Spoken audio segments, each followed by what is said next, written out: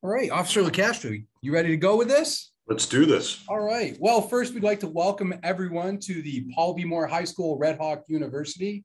The presenters tonight are going to be myself. My name is Damon Villeneuve. I'm one of the assistant principals here at Paul B. Moore High School. I've been with the district for approximately 10 years. I taught here for 5, and I've been in the administrative role for about 5 years.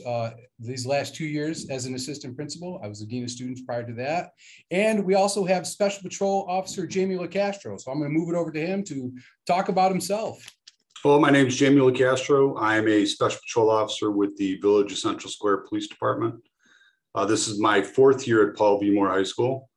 For our guests from APW, I worked for the first 3 years with your principal, Jen O'Malley. So I was lucky enough to be around her. I'm lucky enough to have a really good team here at Central Square as well. Prior to coming to Central Square as a Special Patrol Officer, I'd worked for 24 years with the City of Syracuse Police Department. In my last assignment, I was assigned as a detective sergeant out of the McMahon Ryan Child Advocacy Center. And I was hired in 2018 to be the Special Patrol Officer here at Paul B. Moore High School. Awesome. As you can see, we also have some other panelists on that will be listening and potentially giving some input. We have our superintendent, Mr. Tom Colabufo, our executive principal, Mrs. Kristen Enright, our assistant superintendent, Mrs. Connie Galvan, and of course, the APW principal, Mrs. Jennifer O'Malley. We would like to welcome all of our families from APW to tonight's presentation. And we'd like to give a special thank you to Superintendent Lynn Roan and of course, Mrs. O'Malley for allowing us to work collaboratively with APW to get this crucially important message out. Something that we will be discussing tonight. Let me move forward in my slides. Hold on one second. There's the welcoming to Jen and Lynn. So the topics that we're going to be talking tonight is around drugs and tobacco. We've seen a small uptick in the use of drugs and tobacco in our schools. And a few of the things that we're going to be touching upon tonight is the marketing of drug and tobacco products, factors associated with youth drug and tobacco use, the difference between a vape and a dab pen, because I know that that's out there. There is maybe some questions behind them, and hopefully we're gonna clarify what the actual difference between a dab pen and a vape is, and sometimes how they can actually be used interchangeably. Officer LaCastro is going to be talking about the differences between THC and CBD, because again, there's a lot of questions out there. What is the difference between those two? Because you can drive down the road and you can see a lot of markets out there that have CBD, and people have questions about that. Well, we're going to be talking about edibles that contain THC. And then of course, the last thing we're going to talk about is how we as adults can help our children get through this potential drug use, or if they have an addiction, how can we help them with their addiction and things like that. So those are the topics that we're going to be talking about moving forward. This is what the success of drugs and tobacco companies have had. Again, I don't need to read this to you, but drugs and tobacco companies have been very, very creative and smart about getting the youth to consume these substances. And as we think about it, the youth, if you get them addicted as a young person, it's only going to travel with them throughout their older life. And the goal of the companies is to make money. So if you start them at a very young age and get them hooked, they'll be with you for a lifetime. So we want to be sure that we are making parents aware of those marketing tactics and things like that. Certain strategies have been found to work over others, and parents really need to be aware of what is going on out there. Not only parents, but teachers, students, anybody that is around this needs to be aware.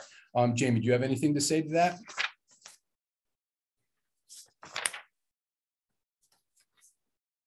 You're muted, Jamie. Recently, we did a raid at a couple of the vape shops close to the high school here in Central Square. And marketing in particular was a lot of fruit flavors. A lot of the flavors are obviously designed to appeal to teenagers. And obviously, it was brought to our attention that our students were going there and that they had taken up close proximity because of the high volume of customers that they should get. But marketing is definitely, when you look at vaping products in general, it's obvious that they're marketing towards younger people to get them addicted earlier, just like tobacco companies did with cigarettes back in the 40s, 50s, and 60s.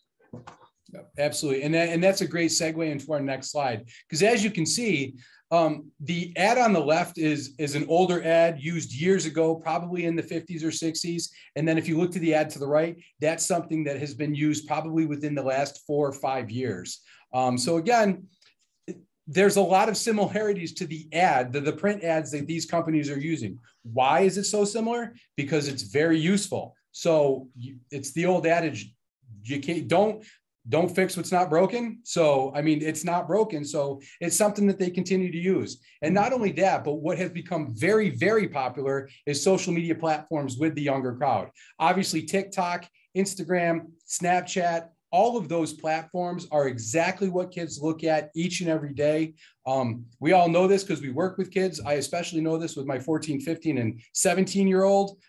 They actually teach me a lot about what's going on in TikTok and Instagram, and I thank them for that because it keeps me actually up to date. But those platforms are really one of the biggest culprits of what our kids see every single day. E-cigarettes were introduced to the US around 2007. Here we are 14 years later, and they are still as prevalent as ever. Even more so, kids are using them. We can show you the data in the schools. And again, it's created a new generation of addicts to the nicotine.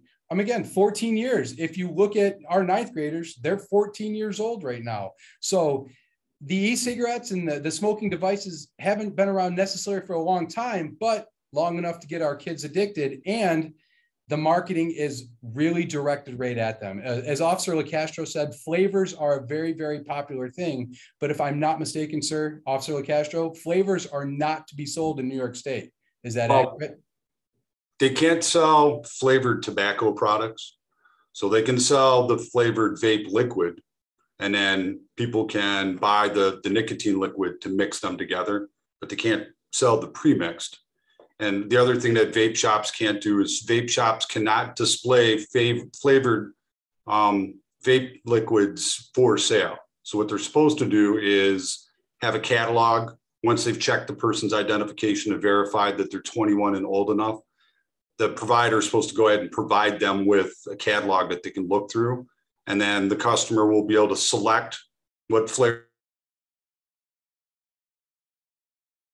Jamie, you just so you know, you just cut out, so I'm not sure what happened there. Did I cut completely out? Now you're back on. All right. At what point did I cut out? I'm sorry.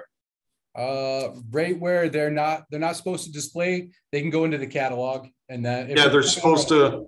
So once they verify the age of the person that's buying, they give the catalog to the customer. They can pick whatever flavored liquid they want.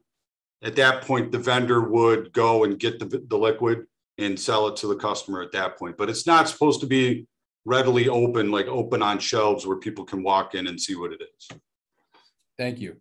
All right, so moving forward, next is going to be talk about marijuana's promoting achievements and the success of marijuana and how that's come around. Officer LaCastro is definitely going to speak to all of this because, as we know, although marijuana has been legalized to a certain degree, it's still illegal to possess if you are under the age of 21. It's still illegal to possess, use, and or distribute in school grounds, including buses or any property that belongs to a school. So I'm going to allow Officer LaCastro to talk about marijuana and the legalization of that.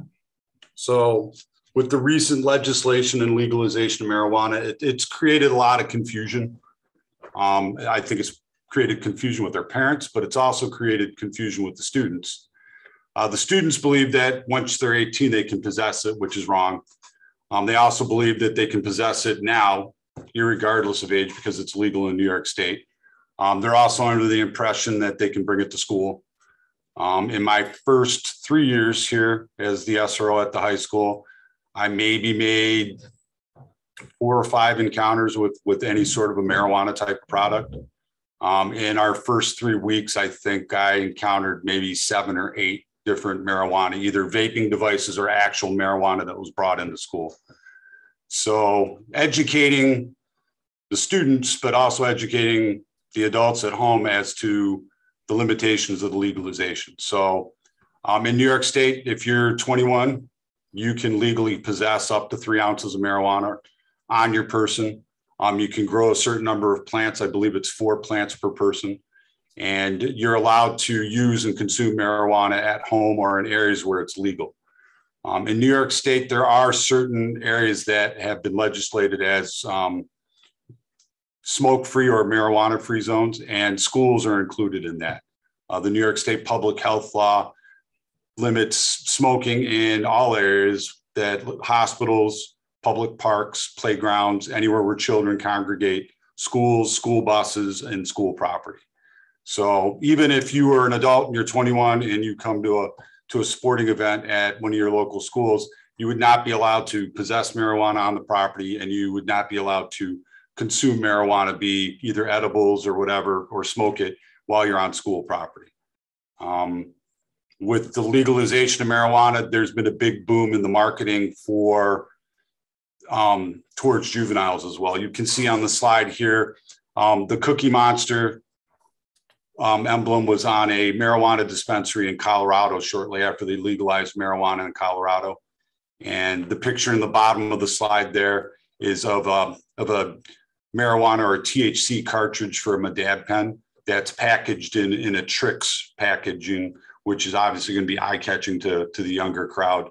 The vape shops here in the Village of Central Square, when we went in and did our investigation, they had products similar to this on their shelves that were obviously there so that the younger crowd, as they came in, they could see what products were available for them. And if anybody has any questions about any of the limitations or the new legislation or the criminal penalties for marijuana, feel free to leave us a question and I'll answer it at whatever point you need me to. Yeah, and thank you for that point, Officer Castro. If anytime anyone has a question, please feel free to put it into the chat.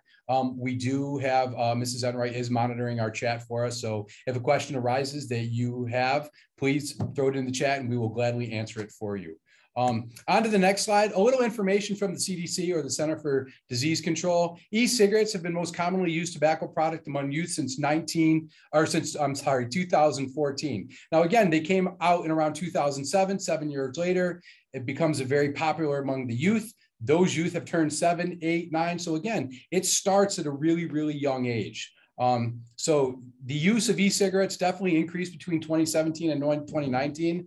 And 1 out of every 20 middle schoolers, or about 5%, reported in 2020 that they used an e-cigarette or a smoking device.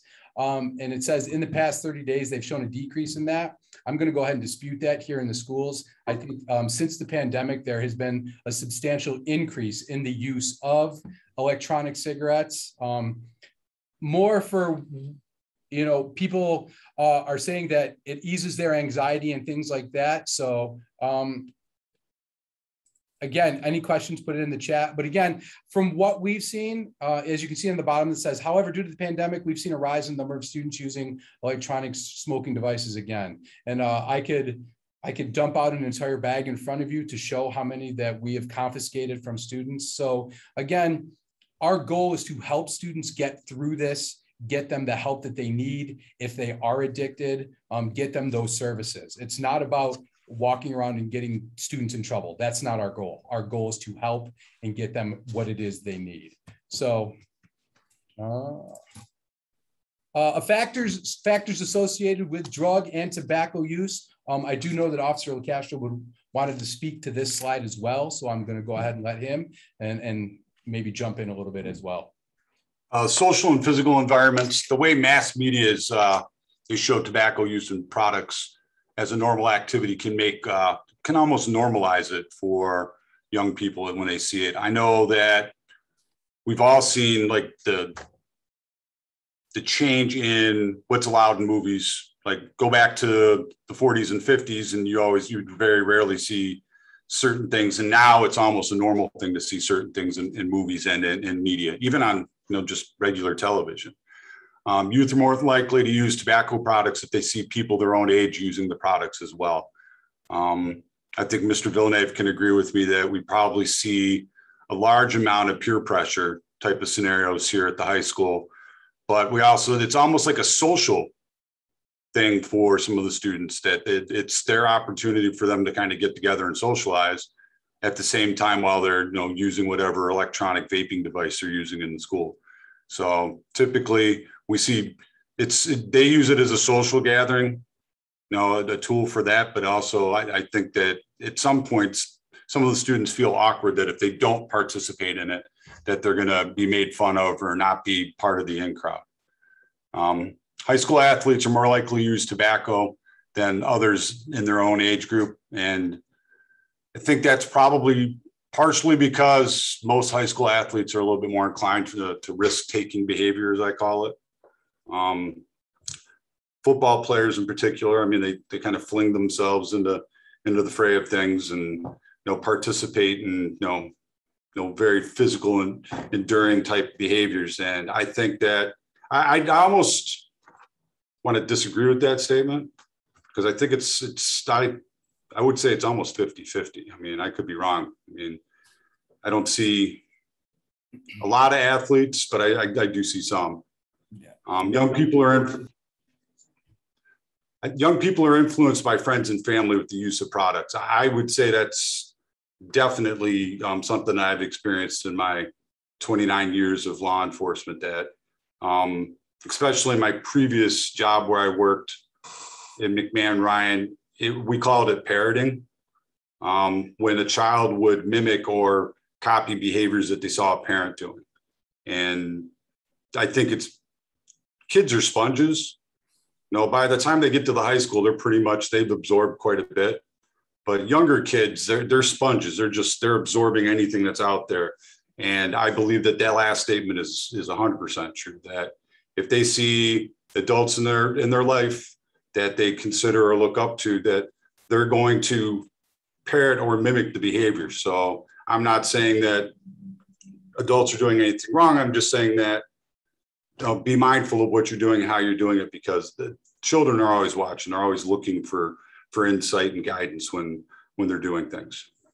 In the chat, a guest just stated that's an interesting fact about more athletes using products versus other students. And I wanted to touch on that. And in speaking with high school athletes, the reason that they say that they do it is because the pressure that they feel that they're under to be an athlete, to get the work, to get their schoolwork done, if they have a job, to please their parents. There's just a lot of outside influences as an athlete that they feel that a lot of it has to do with pressure and anxiety. And that's the best way for them, as they feel, as a personal view, to cope with all of those pressures that are out there. The pressure of being on a team, the pressure of winning, the pressure of coming to school and get your work done, the pressure of parents saying, you've got to get your work done or you're not going to be able to play in the game. Those types of things. That's where the high school athletes feel, as when they're speaking, that's why they are more inclined to use tobacco and or drugs, is because of the amount of pressure that they feel. Thank you, Mrs. Enright, for bringing that to our attention. Which leads me right into my next slide, which is factors associated with drug and tobacco. The mental health. There's a strong relationship between youth smoking, depression, anxiety, and stress. Again, as I spoke about before, that personal view, when young people expect positive things from smoking, such as coping with stress better or losing weight, they're more likely to smoke. So again, it's that whole pressure, anxiety, self-image. They feel that the best way that they feel that they can get through these problems or issues is by using some sort of tobacco or drug.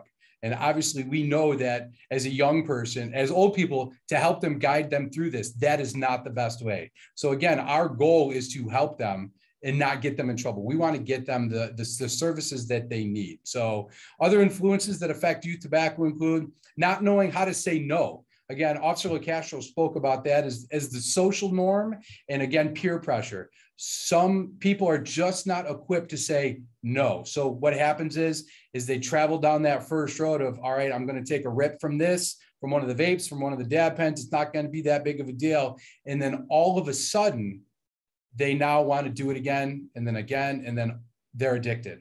So we just have to be able to help develop their able to say no mechanism. That it's one of those old things. Way back in the 80s, I believe Nancy Reagan came out, just say no, or when they were dealing with drugs and things like that. So nothing has changed over time. It's just that we have to be able to help equip them just to be able to say that.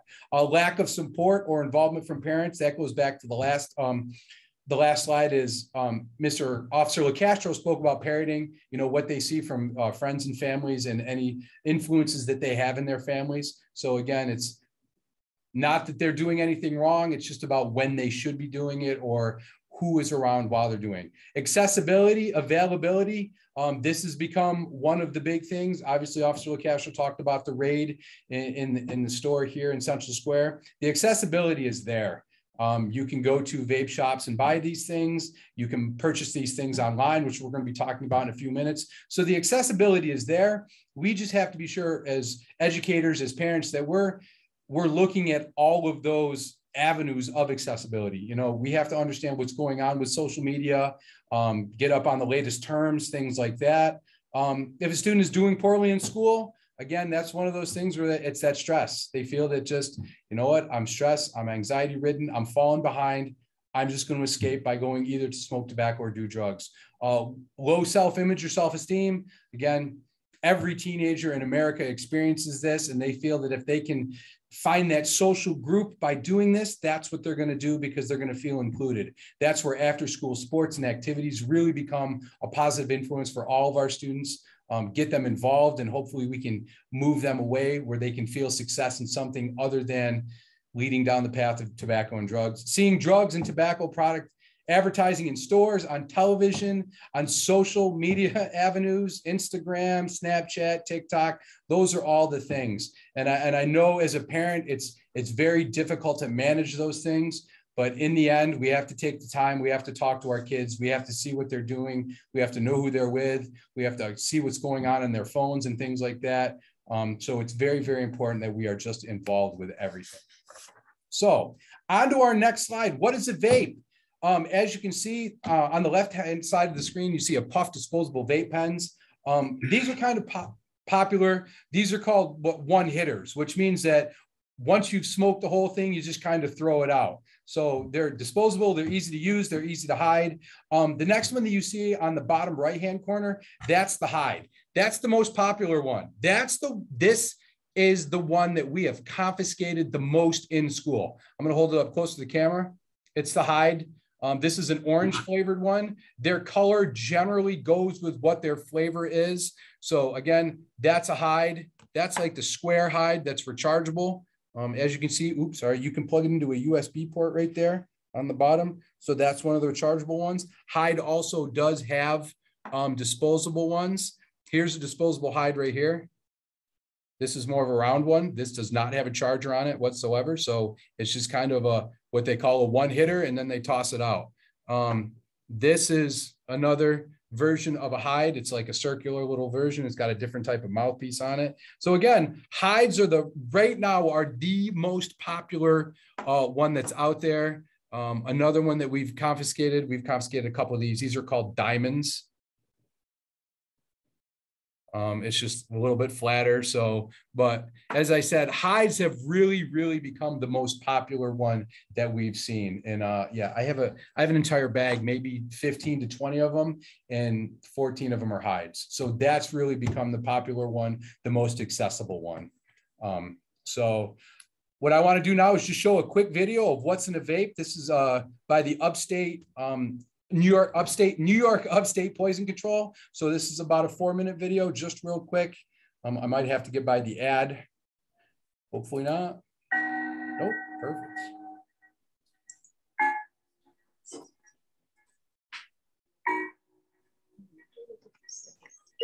I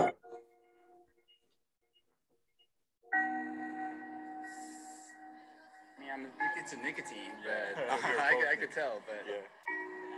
If I wanted to quit vaping, I guess I could, but I really don't want to give up.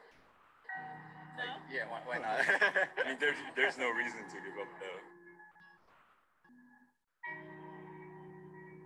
Vaping is dangerous because it's the same as smoking in that there's nicotine in most, if not all of the vape products, but it gives you the perception, because it's not cigarettes, that it might be a little bit safer. I'm Willie Eggleston. I'm a toxicologist at the Upstate New York Poison Center. 1 Juul pod's about 1 pack of cigarettes. We really need to get a message out to our kids that these are not safe products. In Health Watch, the Food and Drug Administration is investigating a potential link between seizures and the use of e-cigarettes. According to the FDA, users in some of those cases also reported experiencing fainting or tremors. A new study coming out of Yale University, it finds that people who use some e-cigarettes are consuming more than the ingredients that are listed on that package. You're aware that there are dangerous chemicals in it? I mean, I do, but the actual component of the juice that we're vaping is PG and VG and nicotine. So actually, if you think about the ingredients, like the safety of the ingredients, it's really not that dangerous. I think it tastes better.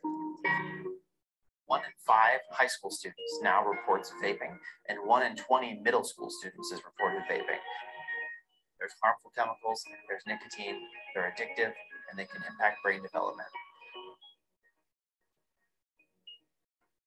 The new Juul devices and other similar products look like USB sticks. So the kind of thing you would stick into your computer to save a paper or save a file on, but these small USB shaped ones are pretty small and easy to hide.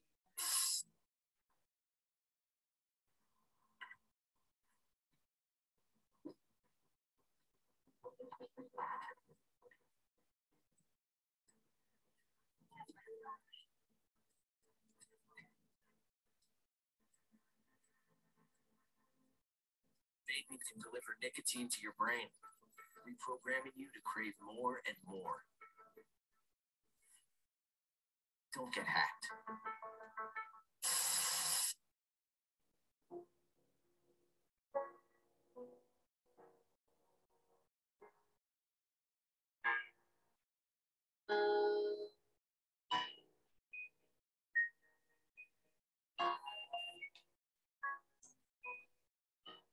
Is it expensive?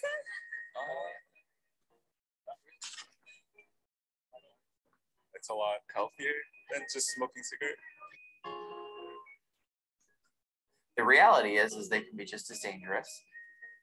In addition to the harmful chemicals that are in the vaping product, there are also tiny particles, and those tiny particles can lodge themselves in your lungs. And when they do that, over time, they may cause damage. We still don't know because they are such new products. Some people think that vaping is no big deal, but that is just an illusion. Do you vape? Yeah, you do. Do you have a vape with you today? Yeah. I see. Okay, cool. I want to hold your hand up for me. I'm going to take the vape like this. I'm going to put it into your hands like that. This is what I'm going to do, okay? Okay, here we go. Watch very carefully. Boom. Did you know that if you vape, you're more likely to start smoking cigarettes? It's not magic, it's statistics. Yeah, I want to do that. And so at the end of the day, is vaping safe? Only for someone who's currently smoking. If you're not currently smoking, vaping is not a safe thing to start. I really don't want them to smoke at all, like start smoking at all.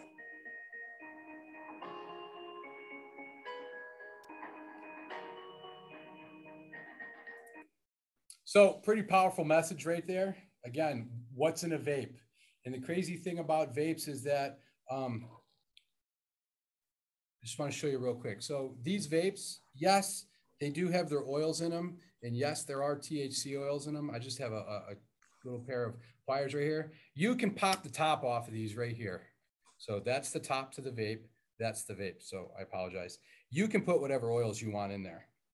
So you can put any flavored oils. If you have access to THC oils, you can put those in here. So again, you saw how easy that was. All I did was just pop the top off. And there it is, it's back on. It's a device that I can smoke. So although it just looks like a vape, it can turn into something other than a vape. It could be, a dab pen, as they would call them, but they can be used to smoke other things. And it's just that easy. You just take the top off any one of these, even like the little round one right here. Just take it, pop the top off, put the liquid in it, put the top back on it, and we can smoke it. So they're dangerous. We have no idea what's in them. Fentanyl has become very popular. So we just have to be very, very aware of what is going on with them. And so we're going to move on to the next slide, which is a dab pen. And this is going to be over into Officer LaCastro's wheelhouse because this is generally what THC oil is smoked from. So dab pens come in different forms. I'm starting to see a different form that we got this one actually here in the school. It sort of resembles a very long like USB. So it actually has the recharging ports right there on the bottom. You probably can't see it very well, but they can just plug it into the USB drive on their laptop and just plug it in, and that'll recharge the battery for it. But this one was purchased online. It had THC oil in it. The dab pen that you see on the slide there, all the ones that I've recovered, I've turned in over at the police department because they're part of evidence, and I can't hold on to them for very long periods of time. But most of them, the reason they call them a pen is they do resemble a pen. So they're normally 6 to 8 inches long. The battery cartridge and the heating element is in the silver portion of what you see there. There's a button on the top area there. That's what the person would use. You push that, it starts the heating element, and then as you draw in through the mouthpiece, it heats up the oil and it turns it into a vapor form so that you can inhale it. The top portion of the cartridge there, we see the amber colored liquid. That's the concentrated cannabis oil that's inside the cartridges. The difference between concentrated cannabis oil and the plant is most plant-based marijuana, or skunk weed as it's called, contains about 7 to 8% THC in the plant itself. Most of the CBD oils will contain very low levels of THC. The concentrated cannabis oils, some of them have up to a 95 to 98% THC percentage in there. So the percentages in the cannabis oil is way higher than the plant, which in my opinion makes it way more addictive. I had a friend of mine who was addicted to the dab pens and subsequently, got himself in some legal trouble because of his addiction.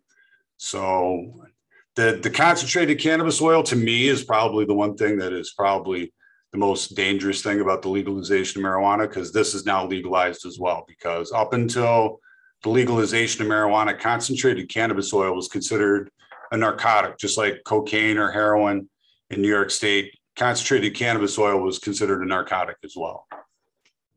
We've recovered about a half dozen, maybe a little more than that. And then this was the last one that we recovered in the school. Awesome. So it's a great segue into the next slide. Is what is the actual difference between THC and CBD? Because as we know, we can travel around, and there are lots of pop-up stores that we see that offer CBD, and that's very legal. And when we're driving around, we don't see stores that have signs out that say we sell THC here. So Officer Castro, what is the difference between THC and CBD? So THC is the active drug in marijuana. So it has a psychoactive effect.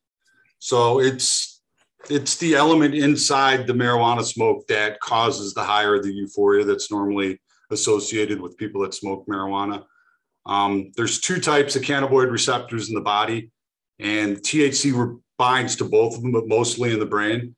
And when I go segue into CBD, I'll talk to you about how my wife convinced me, because I've always been against the legalization of marijuana for obvious reasons, not just due to my profession, but just for personal reasons. My wife kind of convinced me about the benefits of medical marijuana. So in New York State, when they legalized medical marijuana, that was CBD basically. Everything that was in the medical marijuana, they'd synthesized out all of the THC products and were only containing the medicinal purposes or the medicinal elements that marijuana had. So my wife told me about a friend of hers who had a son who had a seizure disorder, and they had tried all sorts of therapies and different treatments and surgeries and medications, and nothing really worked. And then eventually they moved to out west. I almost want to say it was Colorado is where they moved to. And they started giving the child medical marijuana. CBD was in a liquid form. It was in drops. So they started giving the child drops of medical marijuana, and his seizures went almost from 70, 80 a day to 1 or 2 a week. So when my wife kind of told me that story, I sort of saw the benefits of medical marijuana.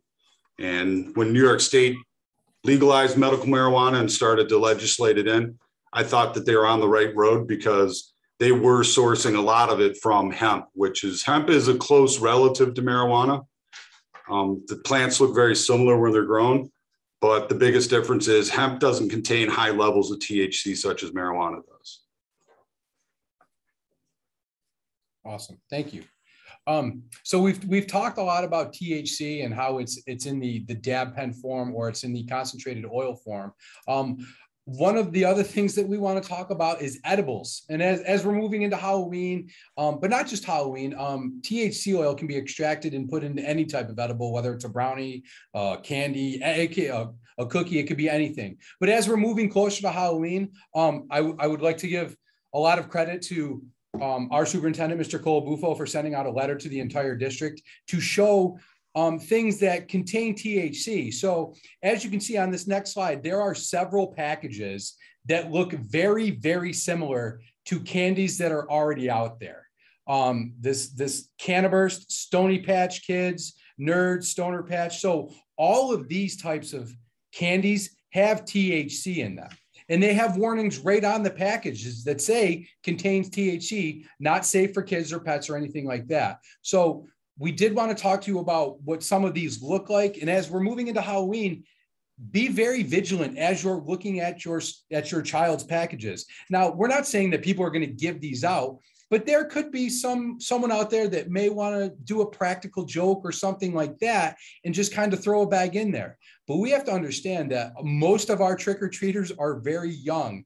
And if they were to get their hands on these and eat these, they could quickly overdose if they ate an entire package. Because if you look on the package, it says you should only eat one and wait for 1 to 2 hours. So as we all know, as young people, or even as ourselves, if we get a bag of Sour Patch Kids, we're going to eat the whole bag because we like them. So again, we're just raising awareness. We're not saying that this is going to happen. We just want people to be aware of what these can look like moving forward. So just be very vigilant as you're looking at candies, or if you're going through your child's room or you're looking through their bag and you see something like this, you could very easily look past it because it looks very, very similar to products that are already out on the market. So again, this is just awareness.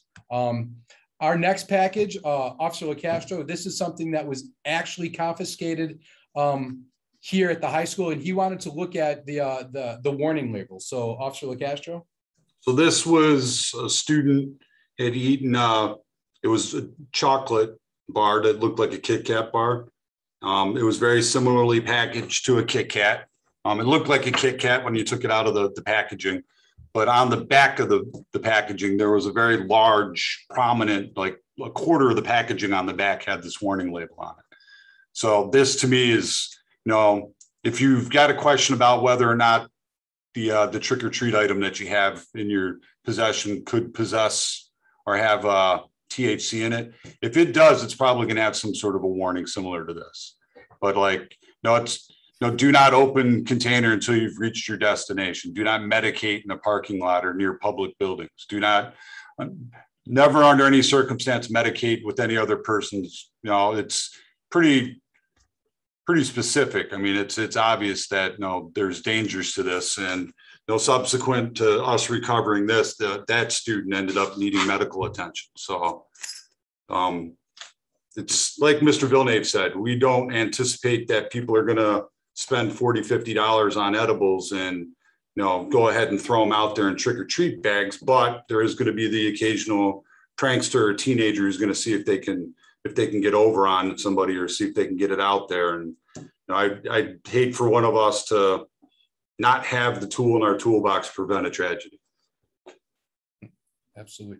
Moving forward, again, they say that they're not marketed to young people. And these are some of the things that are out there, and not necessarily that they are marketed to young people. They're marketed to everybody. But you can see that they have very close similarities to products that are already out there. We got the Rasta Tears, the Keef Cat, the Buddha Fingers. So again, the Munchie Ways, those are packages that are out there. Those are things that are out there just to be very aware of. Because again, you know, as in our busy lives, as we're going through stuff and we look at it, it looks very similar to something that might be in the bag and we don't worry about it. One of the things that I did want to show, you know, people are like, well, how is there access to these? Can you just go to the store and buy them? No, not necessarily. You can't just go to a store and buy them. However, with one click to online or typing into Google, the best edibles, you can come up with a website. And again, we're not promoting this in any way, what shape or form, but we're just trying to make awareness that there are websites out there. And how I got into this website, it asked me, are you 19 years or older? That's all it was. And all I had to click was, yes, I'm over 19 years of age. And this is what came up. And again, Airheads, Candle Bursts, all of these look very, very familiar to things that are already out on the market. And as you can see, what it says is 500 milligrams of THC, 500 milligrams of THC. All I got to do, yes, 25 bucks. Again, very expensive. Not that people are buying these and throwing them in the bag, but as Officer LaCastro said, someone might want to try to pull one over on us and throw it in a bag and funny joke. And then all of a sudden we're looking at a tragedy. Just got to add them to the cart, pay for them, and move on our way. And as you can see, there's flash deals, bulk cannabis, edibles, extracts, CBD, mix and match. They got vapes. So again, all of this stuff is just one click away from anybody. So we, again, just want to make total awareness out there of what's happening. And as you can see, there's 9 pages. If we go to page 9, just a little more awareness. A lot of them are sold out. So people are buying them. So we just wanted to make awareness around that. So it is out there. It's very simple. Going to Google, someone can type something in and they can be just one click away. So just more information. So I guess the real question comes down to is how, as adults, can we help our students or our kids? Again, it's very simple. Cherish life and let your child know that their life has value. Talk to them, speak with them. Ask them if they're having problems. If they are having problems, just be very aware of how your child is acting. Are they sleepy? Are their eyes red? Do they have Visine around? So have they withdrawn? Were they a 90 student and all of a sudden now they're failing everything? So you just have to be very aware. Remind children that brain transplants aren't happening. They don't happen. So take care of the one that you have. I haven't heard of one single brain transplant yet. So take care of the one you have. Don't buy what the industry is selling. Obviously, these companies are marketing. Are they marketing to kids? They're going to say no. We're going to say yes. Don't feed into their profits. Again, adults need to be aware of the newest tactics, devices, and substances being used. Understand social media, TikTok, Instagram, Snapchat. It's all very real. And it's being very used out there. Check your child's digital history. Don't be afraid to take your student's phone or your child's phone and take a look at it. It's your property. You can look at it. So don't be afraid. And, you know, they might have certain hiding spots and things like that. If you ever have questions, call any one of us. Call the special patrol officers, call any of the administrators. We're pretty in tune with what's going on. And if we're not in tune, we will get ourselves in tune to what's going on. Again, red flags, I talked about these at the very beginning. Change in friends, hygiene, appearances. Are they sleepy? How are their grades? Has there been a sudden change? Look at all that. Behavior changes. Again, don't fall into it's not my child. Anyone's child this can happen to. My children included. So just be very, very vigilant. It's normal teenager behavior. That might have been a statement way back in the day, but normal teenager behavior now shouldn't be smoking weed and things like that.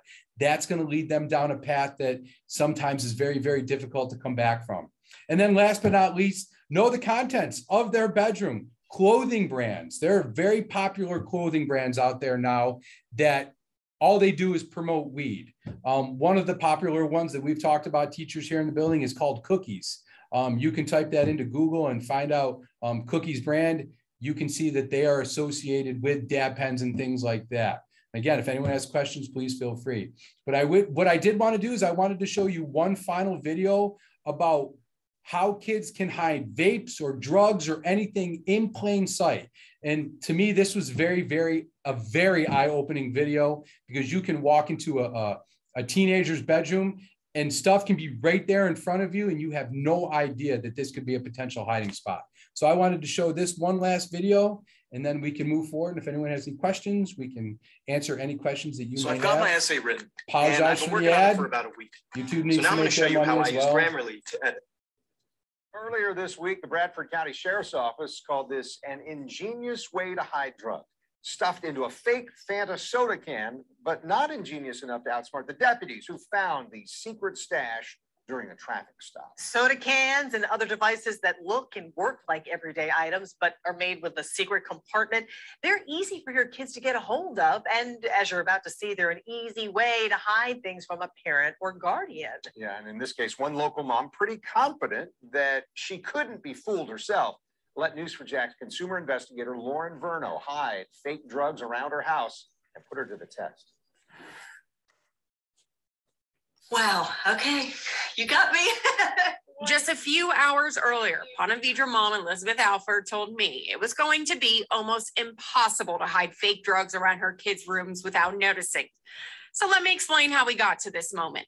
How are you? Alford is a mom to a 16, 14, and 11-year-old. You have a packed house. I do. And she was not only willing, but excited to let us take over her home. Why did you agree to do this? I have what I think are really good kids. However, I know that they will make bad choices. I know that they're going to make mistakes. I know that that's coming at some point. And so your story intrigued me because I want to make sure I'm alert and on top of what's going on. With that, I went upstairs. This is the hard part, starting in her 16-year-old son's room. The rooms are very clean. Channeling my inner teenager, I hide all of the items, as promised, in plain sight. All right, 6 items. And now it was Elizabeth's turn. So we've hidden fake drugs inside your kids' rooms. Within a few minutes, Alfred gives up on the bedroom, turning her sights on the bathroom. Okay, I only know that because it's not the brand I buy. Open it. Oh no, it's real deodorant. And with a little maneuvering. So that's cocaine. Would you have found that? If this had been the brand that he wears, I would never have checked that. Now that you know, you found the first one. Oh my gosh, this is going to be hard. Next, we move to her 11-year-old's room. She checks the desk for a few minutes, completely overlooking one of the stash devices. This is scary. This is really scary. You can skip rooms. You can skip areas. Okay, you can go to the let me next do one. Her bathroom. That's where, after almost looking right over it, Alfred finds the next hidden item. Oh my goodness. Okay. Heading into the final room, Alfred finds the water bottle with a hidden compartment for alcohol pretty quickly. But after that, I don't know. How could you hide something? Yeah, I give up. So there's actually 2 in there. There are 2 in the makeup drawer? drawer? No, there's 2 in this bathroom right now. 2 in this bathroom? The drawer she looked over 3 times. Oh. A chapstick filled with fake pills. And in the next drawer, a lint roller filled with fake marijuana. Then turning our sights back into the second room. This is something your kids could hide drugs in. Oh my gosh. Open it. And even when telling Alfred there were hidden drugs inside. You all are going to have to edit me trying to get these things. No, it's built like that. You ready? Yeah. Get out. Oh my God. Which leads us back to where we started. Yeah, I'm just kind of blown away right now. 6 items hidden in plain sight. These secret stash devices, all marketed online as legitimate hiding places. A hollowed out lint roller, hairbrush, water bottle, deodorant, chapstick, and Sharpie. I bought for less than $10 a piece, delivered in 2 days. Something News4Jack's crime and safety expert Ken Jefferson says should be eye-opening for anyone with kids. Looking at all these items, what is the one thing you want to tell parents? These are serious issues that's in our society today that we've got to be cognizant of. We can't hide our head in the sand thinking that, oh, never my child, because you never know. I told you when you came, I said, I have two neat freaks. You're not going to be able to hide anything in their rooms. And boy, was I wrong. You heard news for Jack's. So pretty eye-opening, very, very eye-opening. But again, information that we wanted to provide you.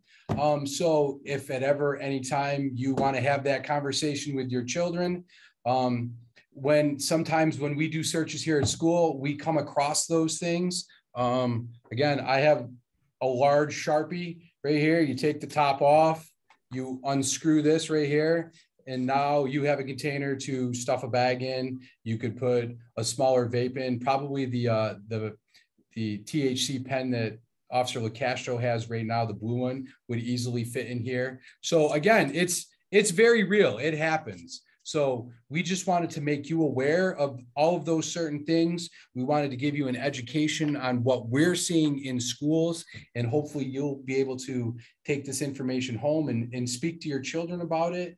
And with that all being said, we would like to open up to any questions that might be out there right now.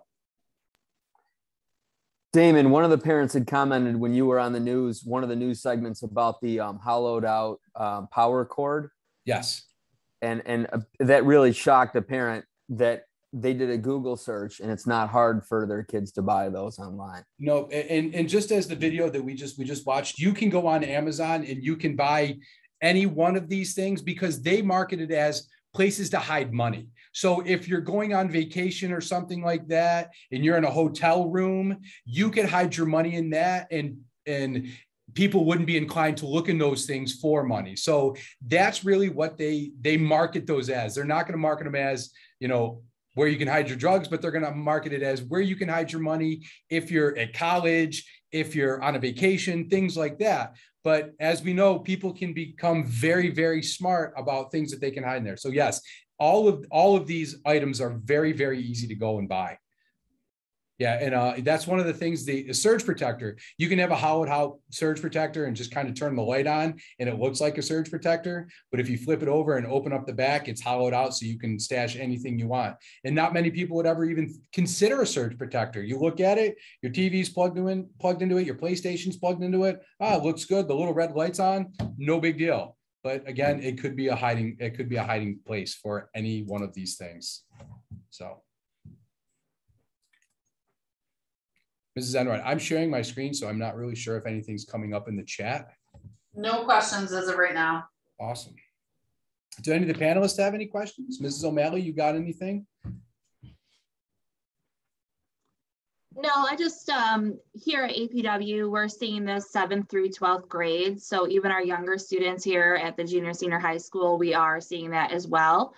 And a lot of our students are getting it from older siblings and older friends that they are associating with outside of school. So this can be a problem at any age. So just keep an eye open for your younger kids as well at home. Absolutely. Absolutely. Officer LaCastro, I think that's kind of the biggest thing with us too, is that they're getting them from older siblings or people that are willing to go and purchase them and sell them here at the school to other people. Yeah, we found that, well, some of the students are very forthcoming with the information as where they're getting stuff. There are some older students that are going and buying stuff. There's quite a bit of availability to buy stuff online. Like Mr. Villeneuve said, all you had to do is just agree that you're older than 19 and they'll send it to you.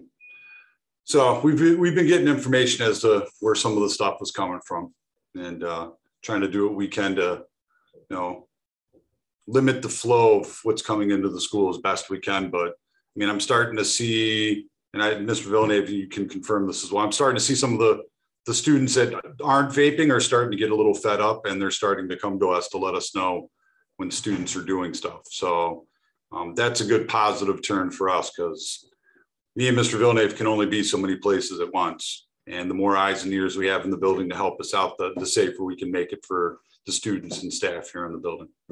Ms. Calvin has a comment or question.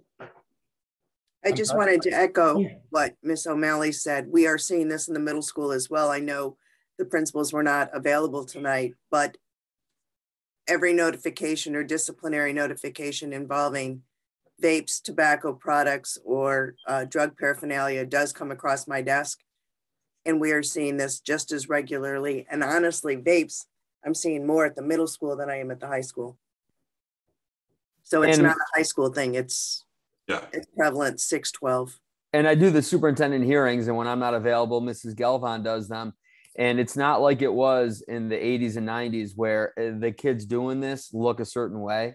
So they could be straight A students, they could be star athletes, they could be in the band in any district, because I talked to numerous superintendents, and Daniel Baldwin, who lives in our district, who is associated with a lot of drug rehabilitation centers. He has been to numerous school districts, and he says it's every different kind of person. So it's not just someone that you would look at and go, oh, that's a kid that normally fails. That's the look. No, it could be a star athlete that got banged up in a game and is in pain and does hydrocodone.